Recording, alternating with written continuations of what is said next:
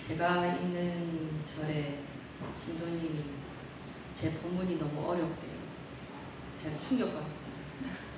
매일 자기는 광우 스님이라고 계신다 하더라고요. 네. 아세요? 소나무. 요새 가장 인기 있는 네. 광우 스님. 그 스님 법문을 매일 듣고 다닌대요. 왜 내 법문을 안 듣고 다니냐고 그랬더니 스님 너무 어려워요. 광우 스님 쉽고 재밌어요. 제가 너무 충격받아서 그럼 영평사 불교대학에 계신 분들은 지금 내 말을 알아듣고나 계신 거가 너무 반성해도 안 되고 어떻게 해야 될지 모르겠어요. 아직 기술이 없는 건지. 아니면 여러분들 혹시 알아들으신다면 여러분들은 수준이 높으신 걸로 합시다. 오늘도 뵈니까 진짜 불교대학에 다니시는 것만으로도 기도가 되고, 제가 말씀드렸잖아요. 원래 우리는 업을 닦는다 하는데, 제가 불교를 공부를 해보면 업은 닦는 게 아니고 내가 늘 새로운 업을 만들어가는 건데, 그걸 내가 부처님 말씀에 따라서 만들어가면 그걸 우리가 수행이라고 하는 거고, 그냥 내 업에 따라 살면 그거는 수행을 안 하는 거다. 그런 면에서 이제 내가 하고 있던 습관을 고친다라는 의미에서 이게 닦는다라는 의미가 있는 거예요. 근데 왜 제가 닦는다는 말을 안 쓰는 게 좋겠다라는 생각했냐면, 원래 깨끗한데 그게 더럽혀져서 닦는 것 같잖아요. 근데 우리 반야신경, 지난주에 반야신경 배우셨나요? 네. 반야신경은 불구부정이 됐잖아요. 깨끗한 것도 없고 더러운 것도 없다. 이 공이치해 보고 나면 그럼 원래 나의 심성도 깨끗하지도 않고 더럽지도 않은 거 아닙니까? 근데 뭘 도대체 닦는다라는 거죠? 그러니까 원래 교리를 봐서도 닦는다라는 말이 좀 안 맞고요. 왜냐하면 부처님께서는 이제 의지가 내 업이 되는 거기 때문에 바른 생각을 가져라. 그게 팔정도, 아직 안 배웠지만 팔정도라던가 육바라밀이라던가 들어보신 적은 다 있잖아요. 그런 게 이제 나의 습관을 새롭게 하는 거지, 그걸 어떻게 내가 더럽혀졌기 때문에 닦는다라는 거 아니거든요. 그래서 오늘도 사실은 제가 늘 똑같은 말을 하는 것 같은데, 이 부처님 생애를 통해서 배우는 것도 그런 내용밖에는 없는 것 같아요. 부처님께서도 49년 동안 내가 중생 제도를 했지만 내가 중생을 제도한 바가 없다, 그렇게 말씀하신 거는 처음에 하신 말씀이 끝까지 다 똑같기 때문에 우리가 보기에는 84,000법문인데 부처님께서는 그 84,000가지를 말하신 적이 없는 거죠. 아마 한 가지만을 늘 말씀하셨을 거요. 너희도 깨달을 수 있다. 너희도 해탈할 수 있다. 윤회에서 벗어날 수 있다. 그러니까 당신은 49년 동안 설하셨지만 설한 바가 없다는 말이 그 말인 것 같아요. 제가 이 마라의 유혹과 미협 이걸 하면서 정말로 부처님 늘 우리를 보살펴 주시는데, 저는 옛날에 그 생각을 했거든요. 우리가 모자라서 부처님 뜻을 못 받아들인다, 좀 그렇게 생각했어요. 그래서 왜 법화경 약초유품 보면 비는 똑같이 내리는데 그 풀이 만약에 큰 나무 밑에 있다던가 하면은 작은 풀들은 비를 큰 나무만큼 흠뻑 받지를 못하잖아요. 물론 땅에 스며들어서 그걸 똑같이 받아들인다는 면에서는 똑같은지 모르지만 약간 근기를 얘기한 거거든요. 그래서 저도 그렇다고 생각을 했는데, 오히려 부처님 생애를 보면서 아니다, 마라가 틈을 노리지 않고 공격을 하기 때문에, 물론 우리 힘이 없는 것도 맞는데 우리가 너무 쉽게 마라한테 틈을 주는 건 아닌가, 그런 생각이 들더라고요. 그래서 우리가 더 적극적으로 이렇게 영평사에 와서 부처님 법문 듣듯이 부처님께 손을 뻗어야 된다 라는 생각, 항상 부처님 옆에 두듯이 해야 된다. 그런 게 연불도 될 거고 아니면 아침마다 하는 기도도 될 거고 뭐든지 되지 않겠습니까? 그런 생각을 하게 된 이유가 뭐냐면, 콘크리트로 길을 해놓거나 아니면은 아스팔트로 했는데 조그만 틈, 그건 진짜 콩알 만한 틈이에요. 근데 거기에 흙이 있으면 거기에 풀이 자라는 거 아십니까? 저희 집에도 그 풀 사이에 뭐 잡초라고 하기는 그렇고 꽃이 한 송이, 야생화 한 송이가 싹 피었어요. 작년에. 그게 한 송이길래 예쁘다 하고 안 뽑았거든요.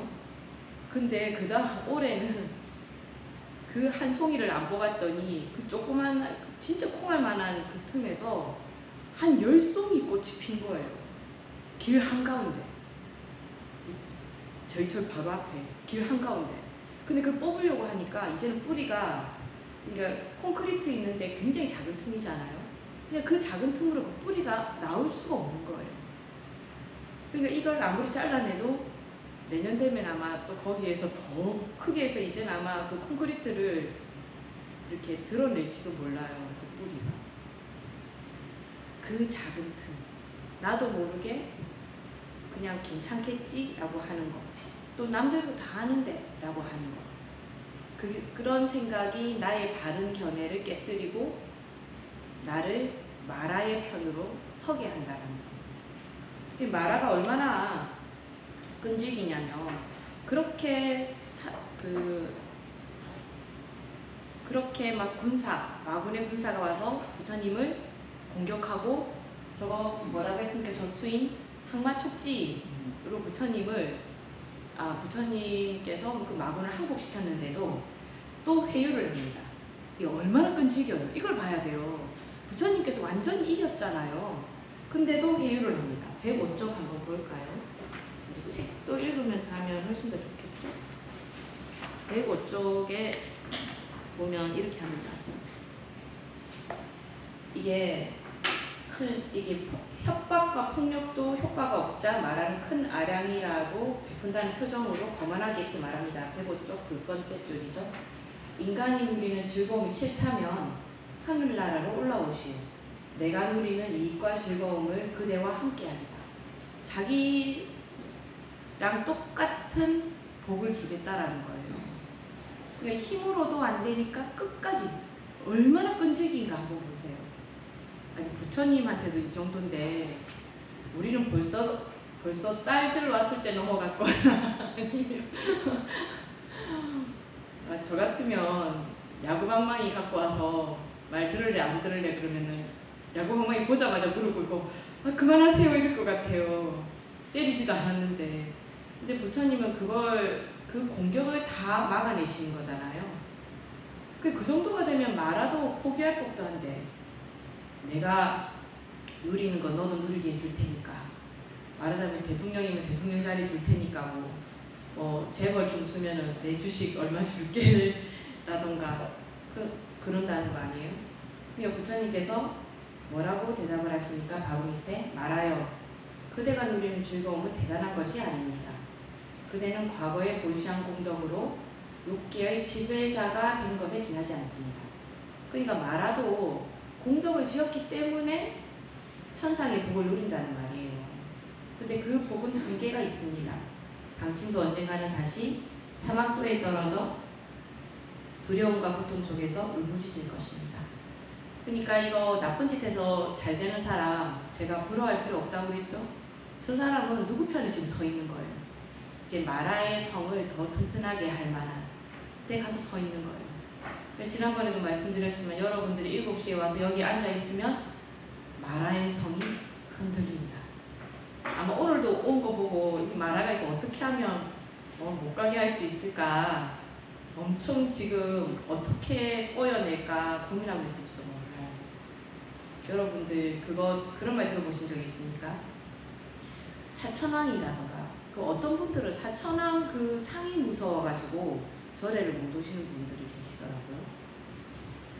옛날에 이거 말하면 종교 분쟁이 일어날까봐 좀 그렇긴 한데, 그래도 뭐 제가 말한 건 아니고 저도 인용입니다. 어느 교수님이 한 인용이니까 봐주세요. 우리는 사천왕같이나 이런 것들이 굉장히 무섭게 느껴지잖아요. 근데 불교는 어떻습니까? 전 세계적으로 봤을 때 불교가 남의 나라에 쳐들어가서 너 불교 믿어라 이런 적 있어요?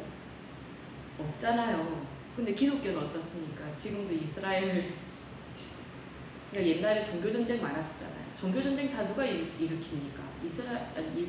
기독교 아니면 이슬람교, 그렇게 하는 거잖아요. 근데 기독교 보세요. 얼마나 천사가 아름다운가. 그 신자님들도 다 아름답잖아요. 그 학자, 그 교수님은 그렇게 말씀하시더라고요. 폭력적인 사람, 폭력적인 성향을 감추려고 아름답게 그리고, 우리는 너무 평화주의자이기 때문에 이제 그냥 보고 덤비지 말라. 그러니까 아예 우리는 폭력을 우리한테 쓸 생각을 하지 마라 하는 걸로 무섭게 만들어 놓는다. 우리 순하기 때문에 무섭게 만들어 놓고, 오히려 악하기 때문에 아름답게 만든다. 제가 이 말을 하는 이유는 뭐냐면, 여러분들 사기 한 번씩 당해보셨습니까? 안 당해보신 분들도 있을 것 같은데, 사기 당하신 분들 말이 다 그러더라고요.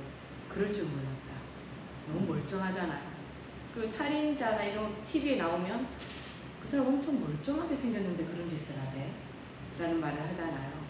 뭐냐면 우리는 악을 알아보는 눈이 없어요. 그리고 악이라든가 나를 나쁘게 하는 것들은 모습을 어떻게 하고 온다? 멀쩡하게, 아니면 오히려 더 좋게. 그래서 우리가 몸에 좋은 약은 쓰다 있잖아요. 그러니까 이게 나쁜 것이 오히려 더 좋은 것인데, 우리는 그냥 우리가 보기에 나쁘니까 그 나쁜 거라고 규정을 한다는 말이죠. 그러니까 마라가 우리한테 올 때는 굉장히 달콤하게 온다는 거. 우리 그걸 알아보는 눈이 있어야 되죠. 근데 왜 우리가 거기에 속습니까?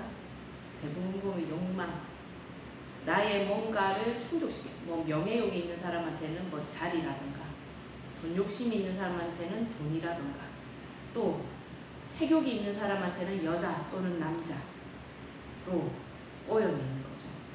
그러니까 아름답기만 한 것이 좋은 것만은 아니다.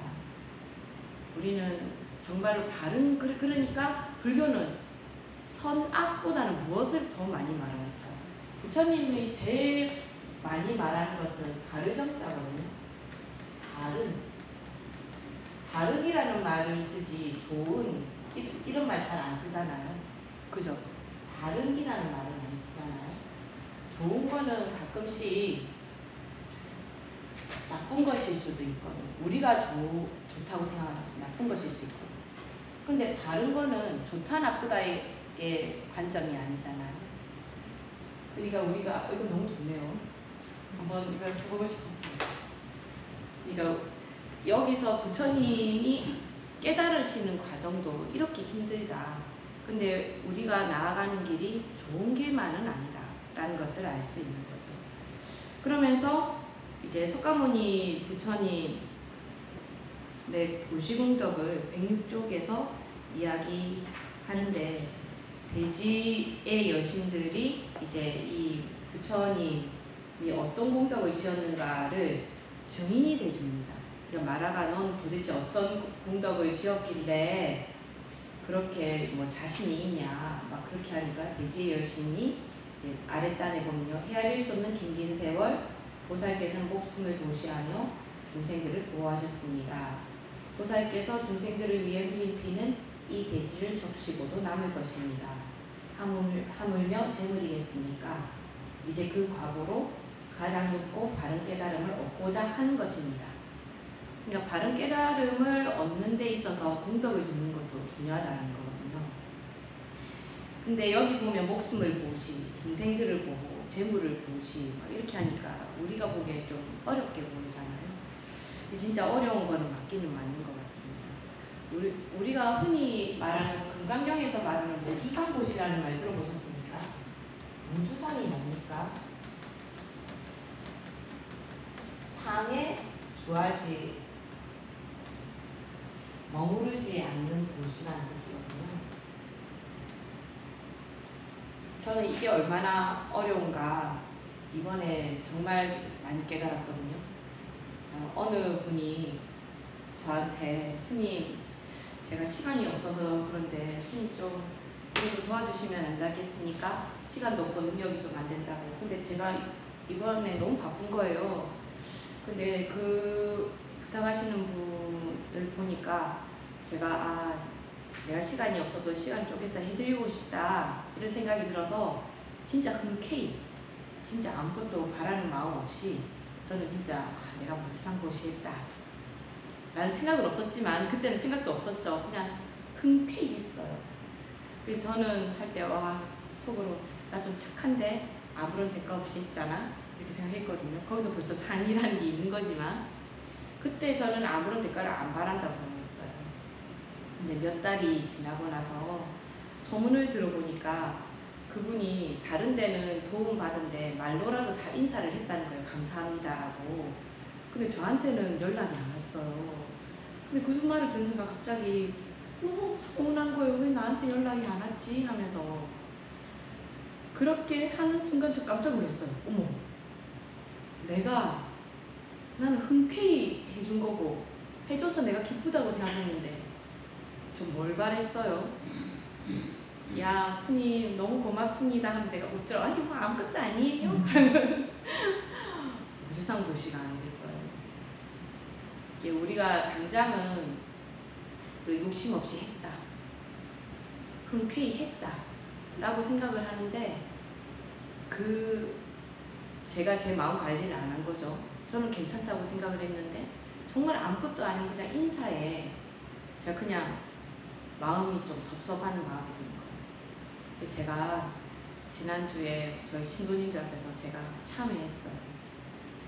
내가 진짜 마음이 좋은 사람인 줄 알았는데 밴댕이 소갈딱지만 내가 차라리 뭐 돈을 엄청 많이 줬는데 나를 안 줬다 해서 섭섭하다거나 아니면 뭐 밥을 엄청 맛있는 걸 다 사줬는데 나를 안 사줬다거나 그런 걸로 내 마음이 좀 섭섭했다 그러면 안 받았으니까 내 마음이 그렇게 밴댕이가 아닌데 그럼 말 한마디에 내가 나한테 왜 고맙단 말을 안 했지? 라고 내가 섭섭한 거예요. 신도님들은 저를 이렇게 달래준다고 아유 아니죠 스님은 도움을 줬고 그 사람이 고맙다고 말 안 했으니까 그 사람 잘못이죠. 예 맞아요. 그 사람도 잘못이라고 할 수 있습니다. 객관적으로 보면 의리도 지켜야 되고 도리도 맞죠. 근데 남을 생각하면서 어떻게 나의 습관을 고칩니까? 나의 인연을 만들어 갑니까? 그 사람 잘못은 그 사람 잘못이고 나는 나잖아요. 그 사람이 그랬다 하더라도 그래 생각해보면 그 사람 인사를 해줬으면 더 좋았지. 하지만 더 좋은 건 뭐예요? 내가 그렇다 하더라도 안 섭섭하면 그게 더 나한테는 좋은 거 아닙니까? 그리고 내가 안 섭섭해야 그 사람도 더 좋아지는 거 아닙니까? 나의 섭섭함이 다시 그 사람한테 제 마음이 돌아가는 거잖아요. 그럼 저는 여러분들 회향이라는 말 많이 쓰죠? 회향은 어떤 마음이 방향을 돌리는 거예요.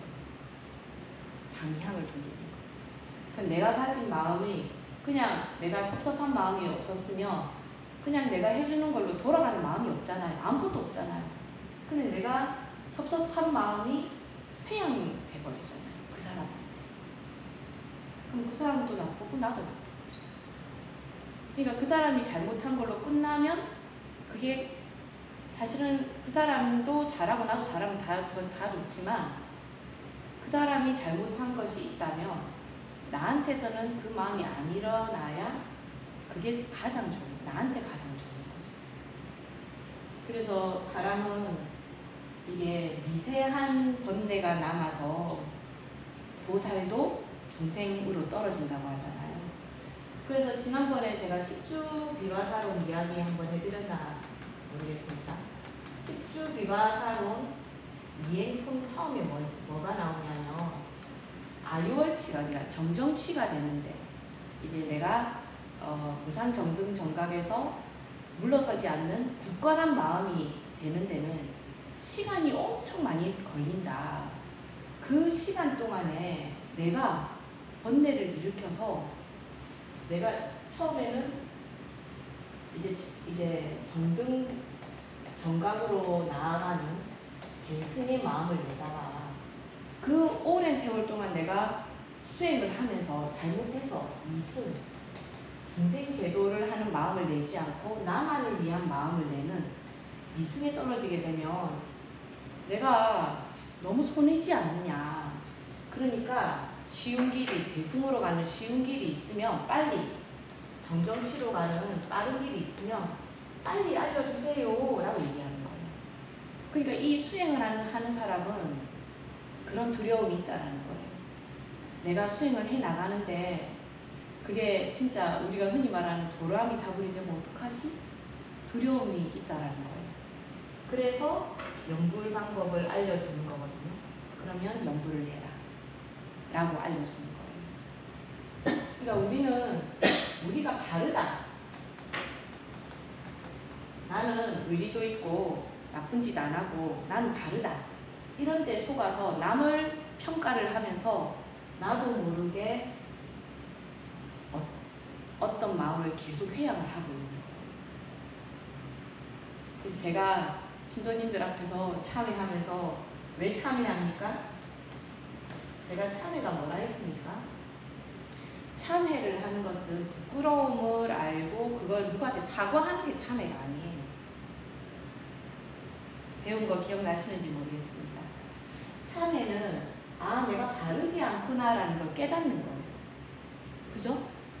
내가 방금 같이 하면 내가 정말로 그 사람을 위해서 흔쾌히 했다면 이게 무주상고시가 되어서 절대로 섭섭한 마음이 들면 안 되는데 나한테 아직도 아상이 남아 있었구나.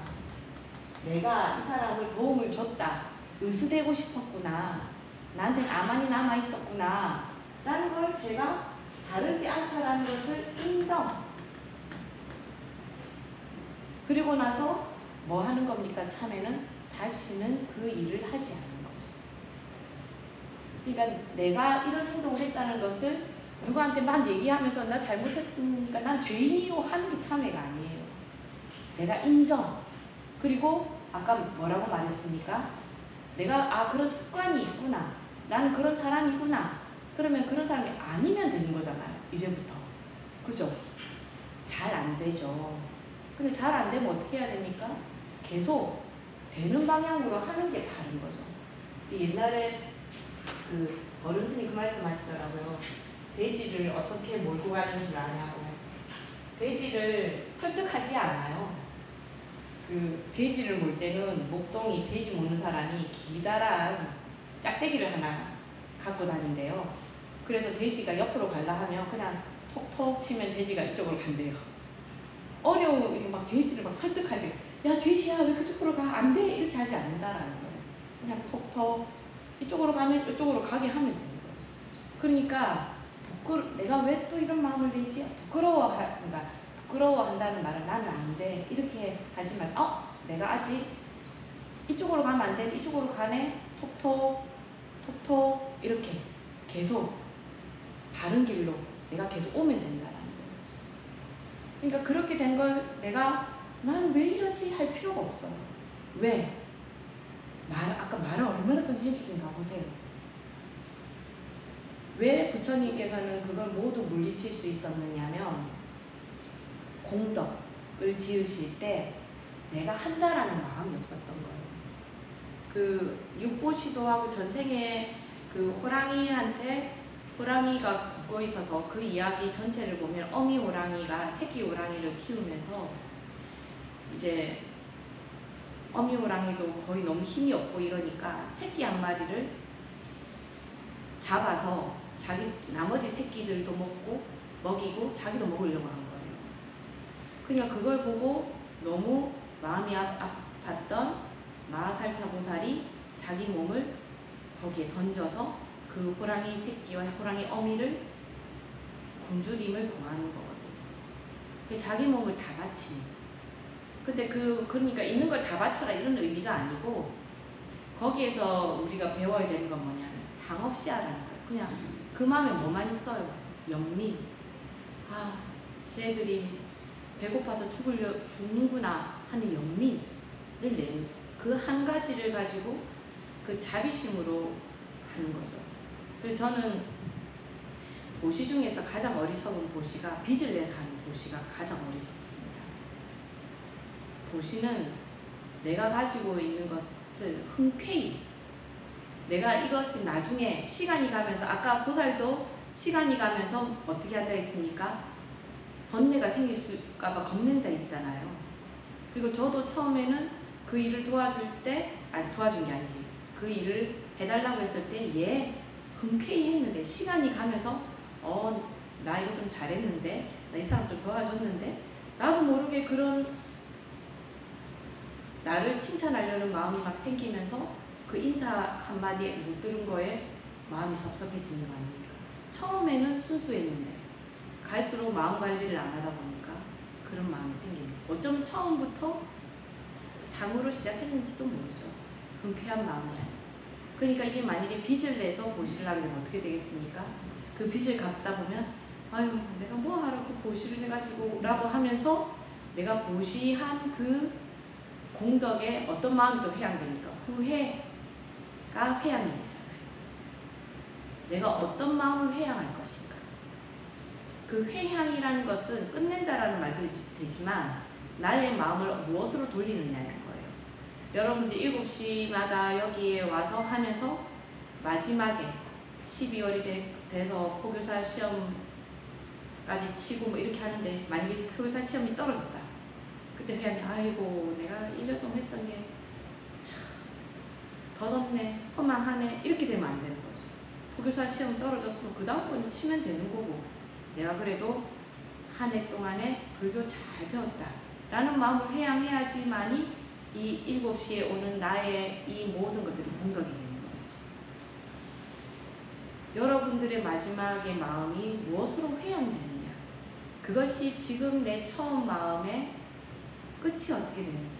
그러니까 항상 최선을 다해야 되는 거죠. 내가 지금 처음 좋게 시작했는데 마지막 회양이 바르게 못하게 된다면 얼마나 손해입니까? 그러니까 부처님께서 마라를 막아낼 수 있는 것은 전생에 수많은, 그러니까 그런 상없는 공덕을 많이 지으셨기 때문에 가능한 거죠. 그러니까 저는 여러분들한테 재물보시를 지금 여기도 있잖아요. 그죠? 부처님께서 재물보시도 하셨잖아요. 육보시도 하셨지만 재물보시를 할 때 나의 주머니에서 내가 쓸 수 있는 여유가 있는 만큼만 보시하셔야 돼요. 내 여유가 1,000원 있다면 1,000원을 보시하면 나는 1,000만 원 있는 사람이 100만 원 보시한 만큼의 보시가 되는 거죠. 근데 제가 지난번에 말했듯이 내가 10,000원 할 수 있는데 10,000원 내려다가 이거 좀 아까운데 5,000원만 할까? 이렇게 되면 흔연한 보시가 아니죠. 내가 여기에 얼마를 할 수 있는데 형편을 잘 따져서 할 수 있는 보시를 할 때 그게 할 때 후회 없는 보시가 되고 그것이 진정한 보시가 되는 겁니다. 그것이 여러분들을 마라한테 끌려가지 않게 하는 보시가 또 되는 거예요. 내 형편보다 많은 보시를 하게 되면 어떻게 되는지 압니까? 내가 이 절에 얼마를 보시했는데. 또 제가 아까 보살님께서 스님 멀리서 오신다고 수고가 많으세요 이러시더라고요. 그럼 제가 나중에 여러분들이 저한테 스님 잘 배웠으면 인사를 안 해. 그럼 제가 아니 내가 얼마나 멀리서 와서 내가 일주일에 한 번씩 와서 내가 강의를 했는데 그 멀리서 온 공덕도 몰라보고 이렇게 하면 그 공덕이 됩니까? 제가 멀어서 못 할 것 같으면 안 한다고 해야 되는 거예요. 근데 저는 멀리서 와도 이 뭔가 하나를 더 전해주는 게 즐겁고 좋거든요. 그러니까 저는 그 멀리가 저는 문제가 안 되는 거예요. 멀다는 생각도 없어요. 그러니까 올 수 있는 거죠. 근데 만약에 내가 뭔데 그래 해주 스님 부탁하니까 어쩔 수 없다 이렇게 되면 제 공덕이 됩니까? 안 됩니까? 제가 한다고 했으면 이게 먼 것이 아니고 내가 무엇 때문에 오는가가 더 중요해야 되는 거예요. 근데 사람들이 내가 뭔데 이것도 해줬는데 어쩐데 그럴 것 같으면 안 해야 돼요. 그러니까 여러분들이 무언가를 할 때는 내가 이것을 가지고 후회하지 않겠는가, 이것으로 내가 하고 나서 생색을 내지 않겠는가를 한번 생각해 봐야 됩니다. 생색 낼 것 같으면 안 하는 것이 더 공덕입니다. 그렇습니다. 그리고 부처님께서는 저번에 말씀드렸지만 그 풀, 길상초를 얻어다가 보리수 밑에다가 깔고 이제 깨달음을 위해서 준비를 하십니다. 근데 부처님의 이거 깨달음으로 가는 중에 이제 경험이라고 제가 이렇게 제목을 붙이긴 했는데 이게 선정 단계예요. 제가 여기 있는 책에 있는 내용을 한번 정리를 하고 이제 계속 얘기를 하는데 사선정에 대해서 조금 더 자세하게 말씀드리려고 합니다. 이 책에 있는 내용이 애욕을 떠나고 나서 첫 번째 단계의 선정에 도달합니다. 그리고 사색과 사령마저 고요해지니까 두 번째 단계에 도달하게 되죠. 기쁨에 대한 탐착마저 떠나오면 세 번째 단계, 즐거움도 괴로움도 버리고 청정한 선정에 이르면 선정의 네 번째 단계. 요게 보면은 우리가 지난번에 말씀드렸을 때 우리 선정에는 9차 재정이 있다는 거잖아요. 9개의 선정.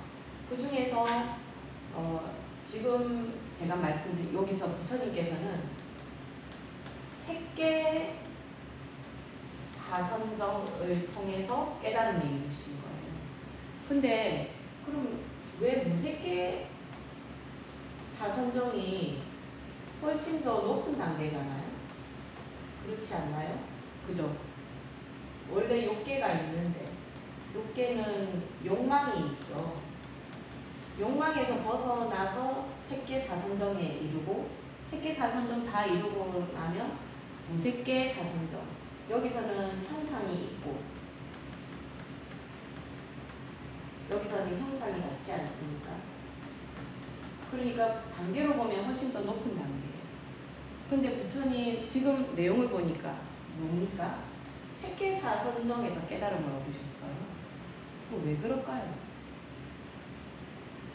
무색계 사선정은 부처님께서 수행하셨다가 버렸잖아. 비상, 비비상처까지 가죠. 비상, 비비상처 정은 형상이 없기 때문에 이 내 몸이 있는 상태에서는 도달하기 힘들기도 하지만 이것은 형상이 없기 때문에 형상이 있는 상태로 돌아오면 이게 도루묵이 돼요.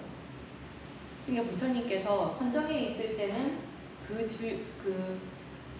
누릴 수 있는 그 선정 단계에서 누릴 수 있는 그 즐거움이 몸으로 돌아오니까 몸이 있으니까 갑자기 사라져 버리는 거죠. 그럼 이건 깨달음이 아니다 라고 하는 거죠. 근데 부처님은 지금 보리수에 앉으실 때 몸이 있으셨습니까? 없으셨습니까? 있었죠. 그러니까 몸이 있는 상태에서 하니까 무색계 사선정은 사실 필요 없는 거죠. 부처님께. 그것도 이건 깨달음도 아니라고 했잖아. 부처님 이미 버렸잖아. 그러니까 색계 사선정에서 깨달으시는 거예요. 제가 이쪽에 보면 그 뒷장에 보시면은 색계 사선정의 느낌에 대해서 제가 정리를 해놨습니다. 이제 선이라는 거에 대해서 제가 이게 드야나, 정려, 삼례 다 똑같은 말입니다. 근데 여기서 뭡니까? 발음 집중. 보세요. 발음이죠, 그죠? 발음. 집중을 하는데 발음 집중이 돼야 된다는 거예요. 이 발음 집중을 통해서 감각적 욕망과 선하지 못한 업들을 제거한다고는 했는데 이제 선하고 악이라는 거에서 분별을 잘해서 악은 짓지 않고 선은 짓는 쪽이 더 강한데 선도 악도 여기서는 초월한 상태로 나가는 거예요. 그래서 초선에서는 이게 우리가 이렇게 얘기하거든요. 우리가 그냥 말할 때는 신사 희락점. 이거 외울 때는 이렇게 외워요. 신이라는 것은 분별하는 거예요. 좀 거친 생각들이거든요. 이것이 좋다, 이것이 나쁘다 라는 분별이 있는 거고, 사는 깊이 좀 생각하는 거예요. 숙려, 오랫동안 생각하는 거예요. 희는 기쁨이죠. 낙은 행복이고요. 정은 선정이니까 고요함이라고 할 수 있겠습니다. 근데 초선에서는 벌써 선과 악은 넘어섰어요. 그러니까 초선에서는 아직까지 생각도 분별도 있고 깊이 생각도 하고 기쁨, 행복, 선정이 다 있어요. 그럼 기쁨하고 락하고는 어떻게 다른가? 이거는 이게 사막 생각하시면 되는데요. 사막에서 오아시스를 봤어요. 어떻게 써요? 엄청 기뻐. 근데 왜 사막에서 오아시스 만나면 기뻐요? 내가 목 너무 마르니까. 근데 만났을 때 기쁘지만 아직까지 나의 갈증은 해소됐어요? 안 됐어요? 안 됐죠. 물을 마시면 어떻습니까? 갈증이 해소되죠. 그때 락이. 그럼 희와 락의 그걸 알겠습니까? 희는 내가 경험하지 않아도 기쁨을 느낄 수 있어요. 그냥 뭔가를 그냥 보기만 했다던가 인식만 했다 해도. 그런데 락이라는 것은 내가 그걸 완전히 즐길 수 있게 됐을 때 락이 행복이 온다라는 거예요.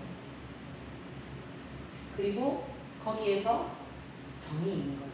근데 여기서 보면은 마치 이선에 가면 희락정만 있으면 이제 생각 분별 같은 건 아예 없어져요.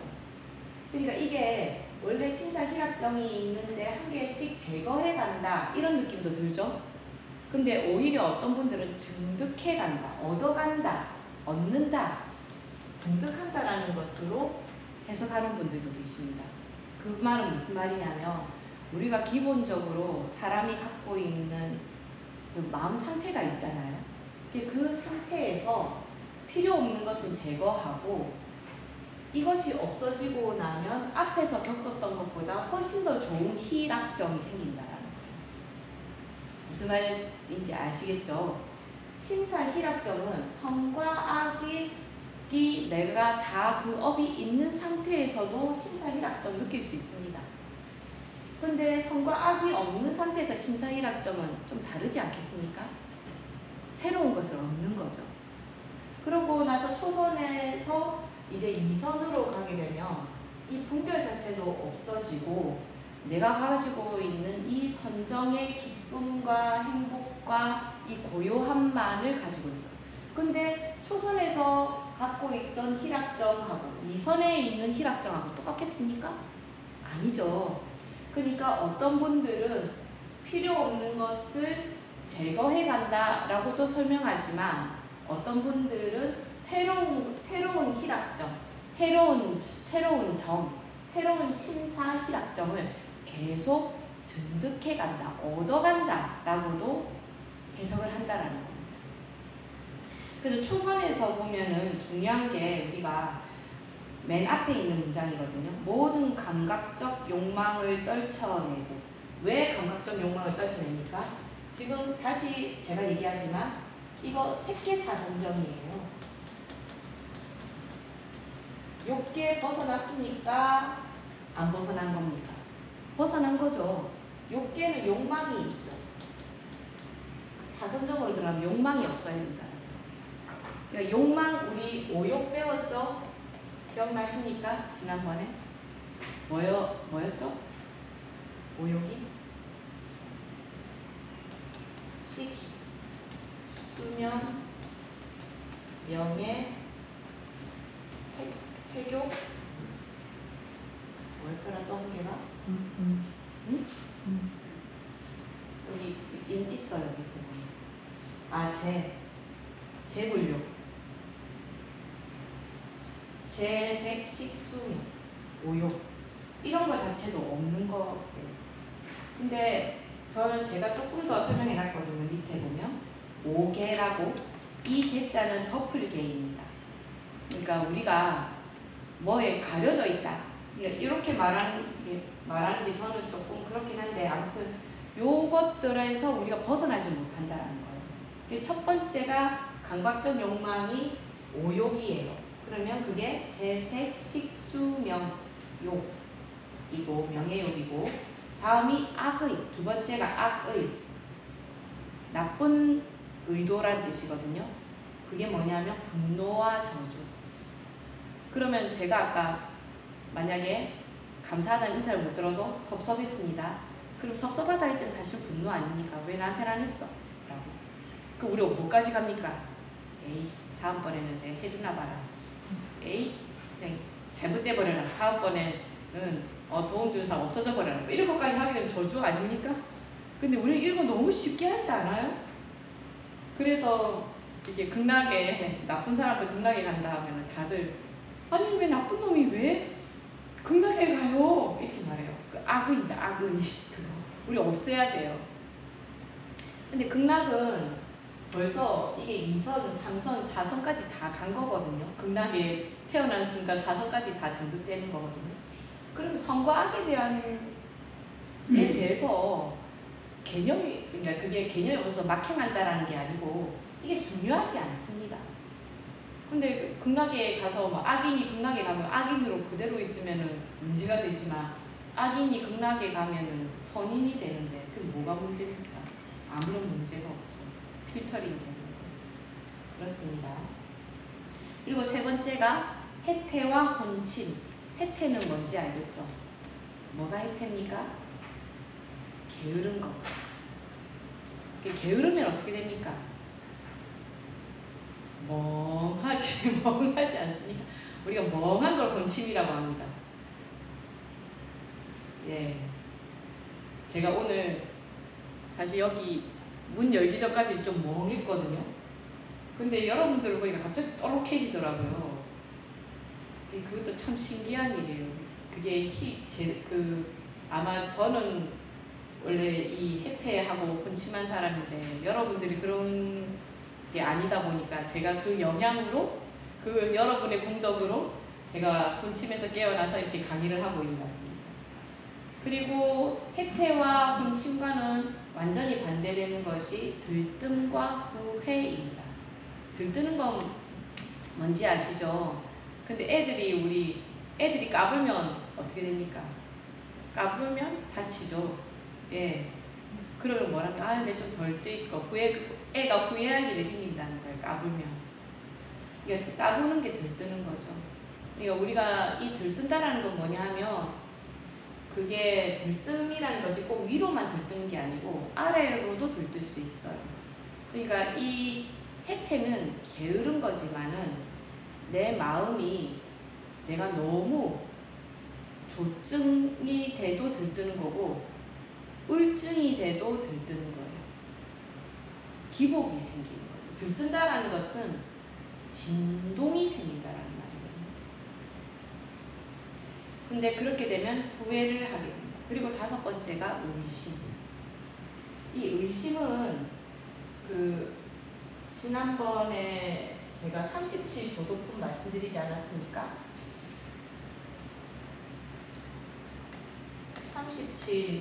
37조도품에 4 정근, 4 신조,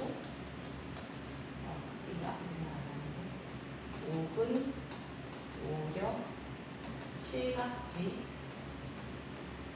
8정근. 이게 37조도품이에요. 4년청.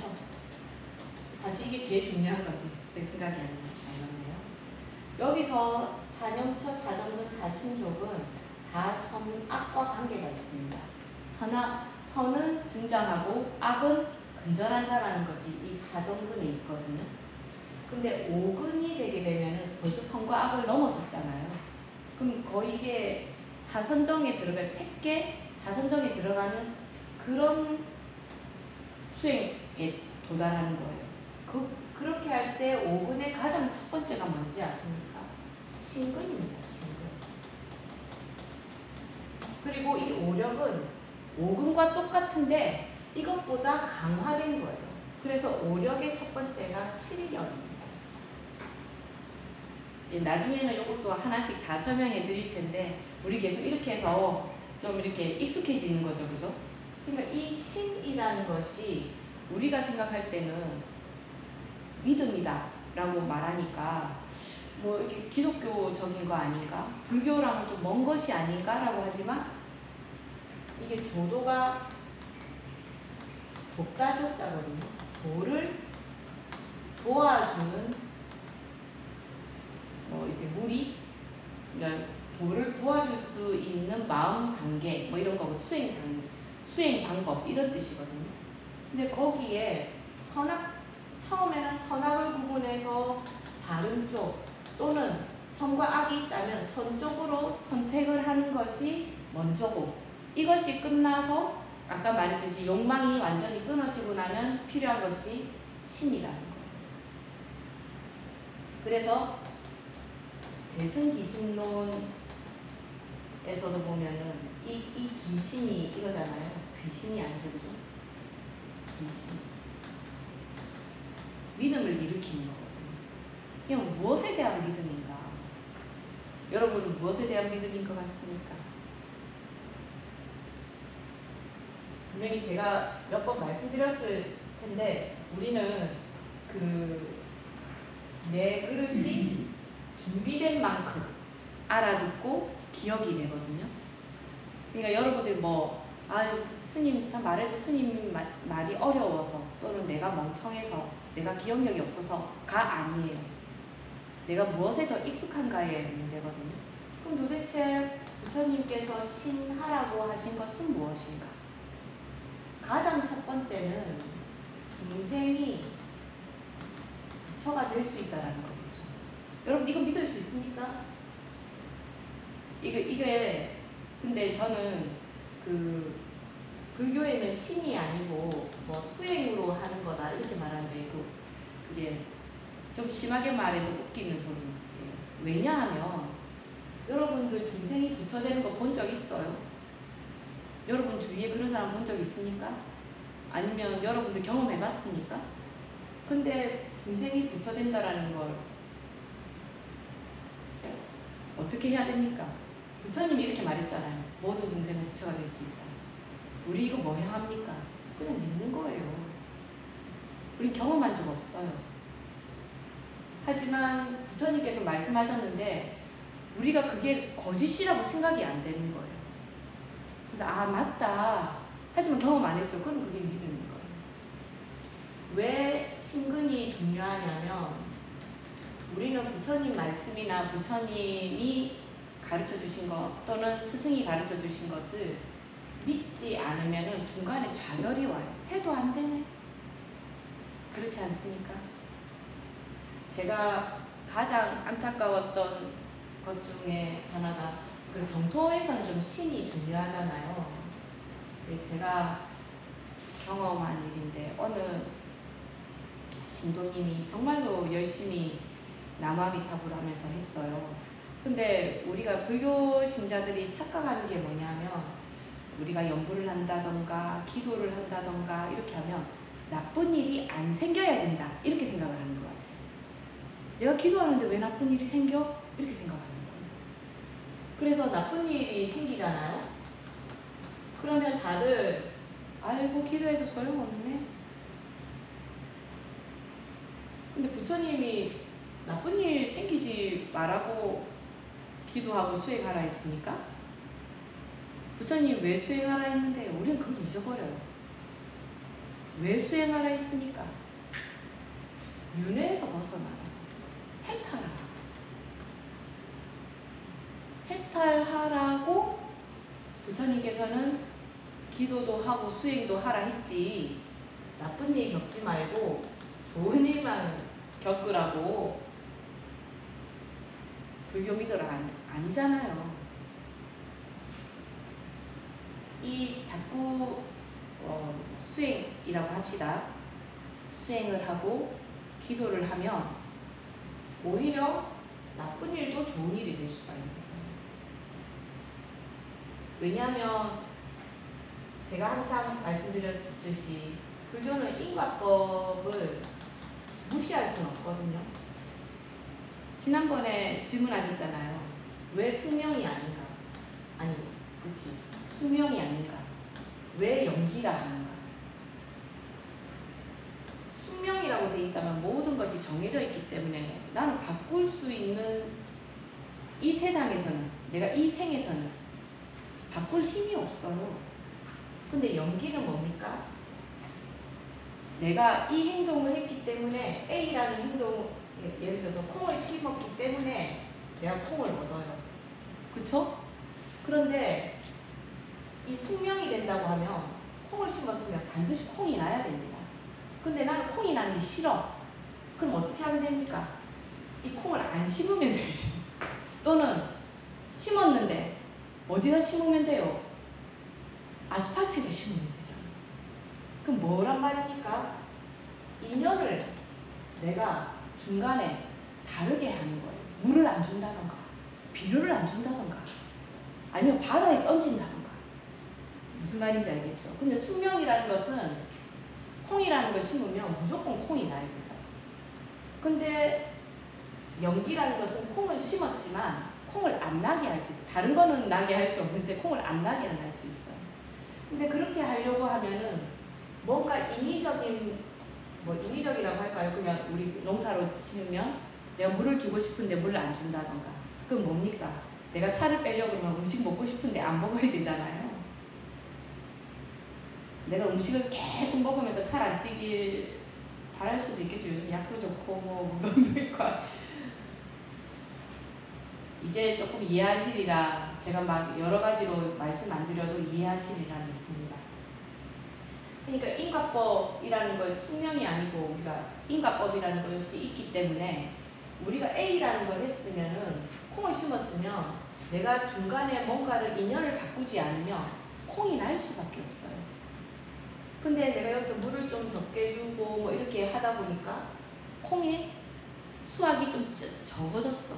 그럼 난 그게 기뻐. 적은 게 기뻐. 이건 지금 나쁜 걸로 하는 거니까요. 적어졌어.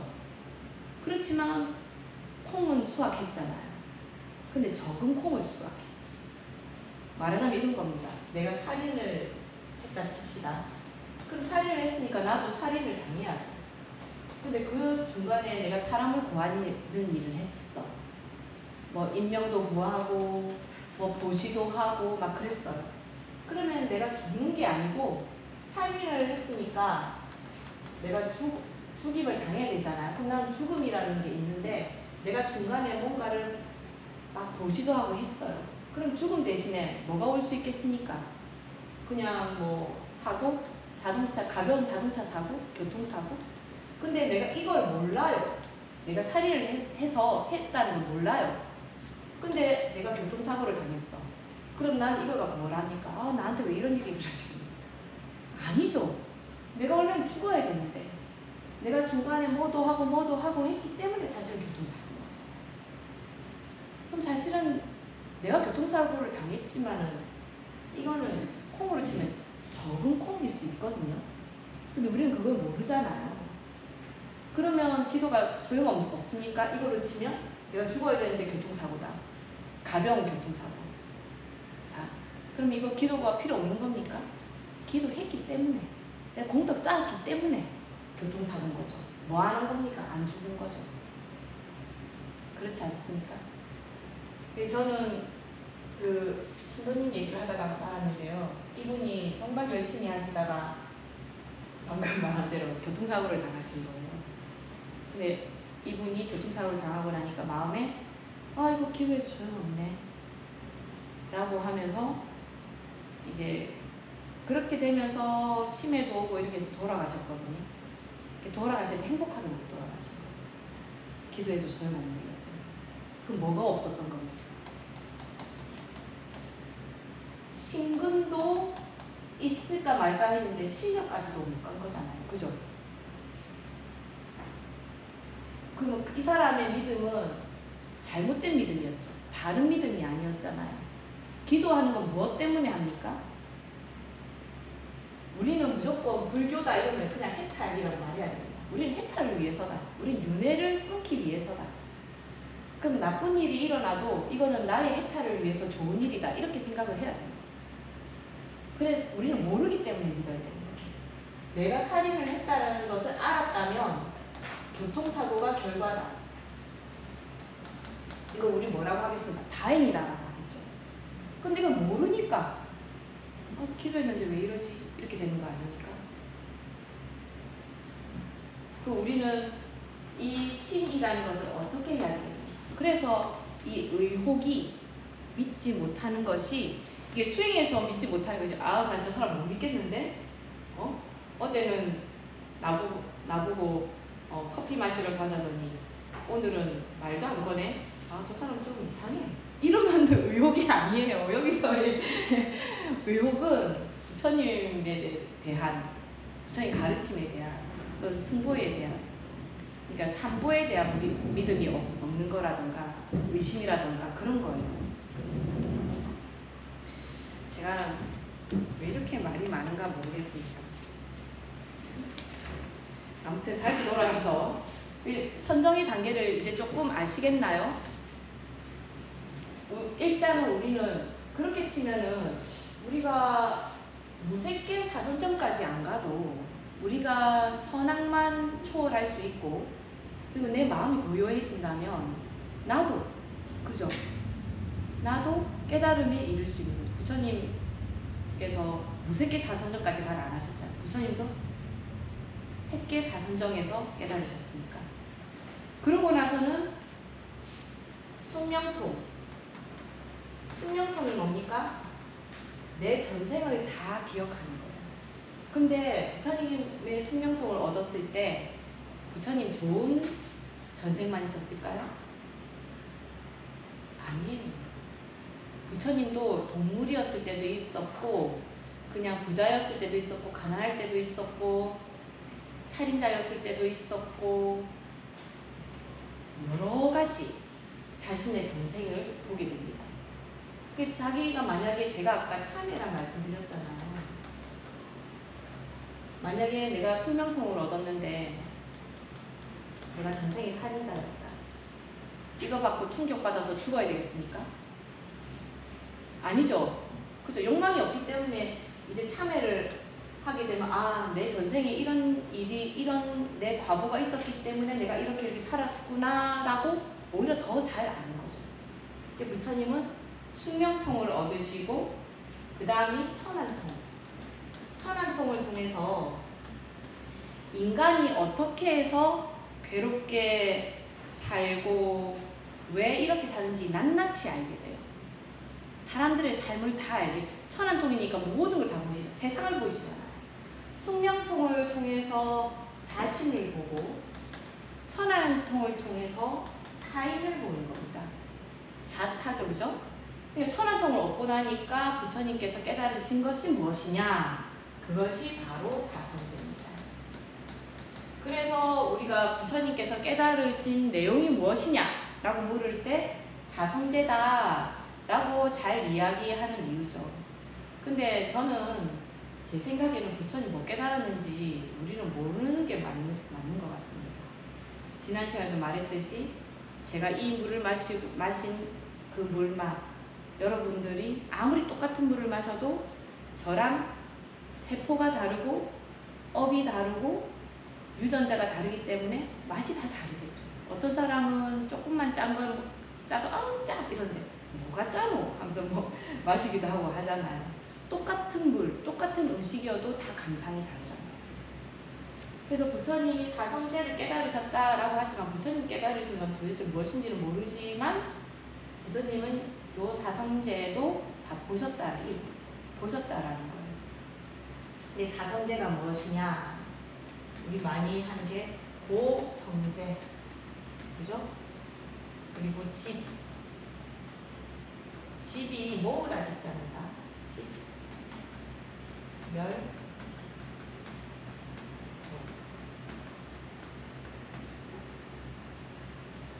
이겁니다. 제가 이거를 이따가 같이 한번 읽어볼 텐데요. 이거 설명을 듣고 책에 있는 걸 읽어보시면 조금 더 느낌이 다르실 것 같습니다. 자, 부처님께서는 천안통으로 다른 사람들을 보시고 모두가 이 세상은 정말 고통스럽구나 라는 걸 아시는 거예요. 고성제입니다. 이 세상이 고통이라는 것을 아는 거예요. 그러고 나서 집인데 이 집이 모으다 집자잖아요. 이 모으다 집이 왜 모으다 집이냐면 이거를 원래 설명을 할 때 우리가 다들 이렇게 설명합니다. 고통의 원인 이렇게 말합니다. 근데 고통의 원인과 집이 좀 안 맞는 것 같지 않습니까? 그죠? 근데 사람들은 고통의 원인을 모읍니다. 그죠? 모든 번뇌를 모으는 거예요. 인연을 모아요. 이것이 있으면 저것이 있기 때문에 그 모으는 거죠. 모든 것이 연달아서. 우리의 업은 욕망이라든가 이런 걸 보게 되면 욕망 속에 분노도 있고 어리석음도 있거든요. 그러니까 우리 감자 캐면은 감자죽이 따라서 막 고구마 캐듯 감자 캐듯 막 나오는 겁니다. 모으는 거예요. 우리가 고통의 원인을 우리가 모아서 고통스러운 거예요. 그래서 이 집성제를 고통의 원인이라고 합니다. 우리는 번뇌를 모아요. 그런데 사람들은 이렇게만 생각하지 이것이 없어질 수 있다는 것을 생각하지 못합니다.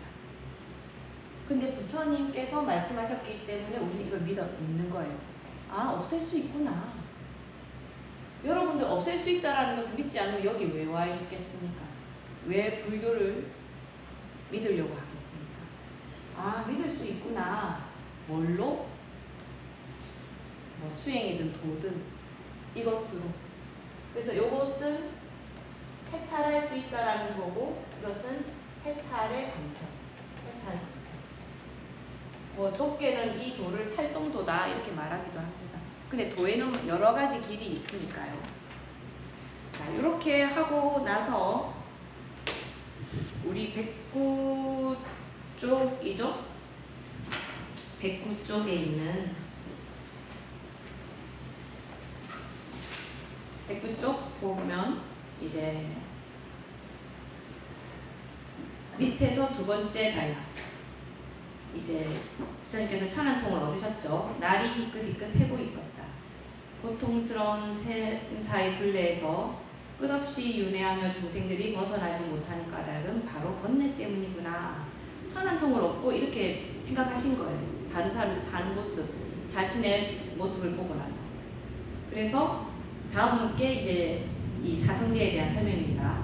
보살은 번뇌를 없애는 알을 얻기 위해 맑고 고요하고 더러움이 없고 부드럽고 자유롭고 흔들림 없는 마음을 쏟고 기울였다. 그리하여 이것은 괴로움이다 라고 사실 그대로 바르게 알고, 이게 고성제. 이것은 괴로움이 일어납니다 라고 사실 그대로 바르게 알고, 이게 집성제.